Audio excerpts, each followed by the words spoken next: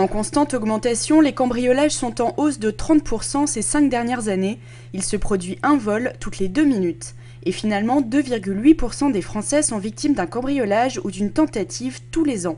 Du bon sens et des mesures de prévention simples permettent néanmoins de dissuader les voleurs, peu aguerris pour la plupart. La porte d'entrée constitue quand même le premier chemin d'accès entre guillemets du voleur. C'est-à-dire que le voleur passe en premier lieu par les ouvertures, en premier lieu la porte et les fenêtres. Donc c'est pour ça qu'il est super important de s'équiper d'une bonne porte blindée, de la fermer naturellement, de ne pas laisser traîner les clés à côté de la porte aussi, et puis de bien fermer ses volets et d'avoir de préférence des volets pleins, des volets en bois et des volets pleins. Et pour sécuriser au mieux son habitation, certains équipements plus sophistiqués ont aussi fait leurs preuves.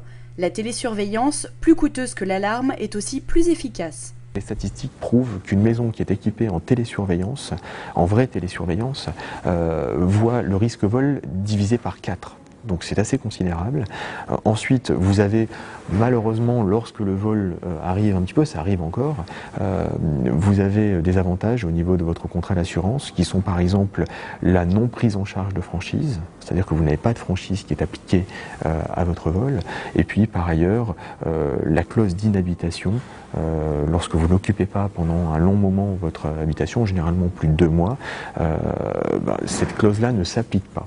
Donc en fait la maison étant sécurisée à distance grâce à la télésurveillance, on considère qu'elle est protégée, donc vous pouvez partir 3 ou 4 mois à l'étranger. Certaines dispositions sont également à prendre auprès de votre assureur afin de bénéficier d'une indemnisation optimale. Si l'on veut être bien assuré, le plus simple c'est effectivement de bien déclarer ses biens. Donc si vous avez des tableaux qui valent de la valeur, des meubles de valeur, naturellement des bijoux, c'est de les déclarer à votre assureur et puis d'en estimer le montant, de garder des photos dans un coffre-fort de ces biens, d'avoir des attestations d'estimation aussi, parce que ça peut être assez embêtant ensuite pour l'indemnisation si vous n'avez pas de certificat qui prouve la valeur de ce que vous aviez.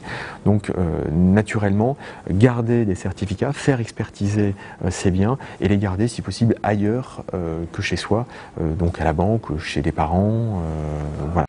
Et dans tous les cas, n'hésitez pas à demander conseil à votre assureur qui a lui aussi tout intérêt à voir diminuer le nombre de cambriolages.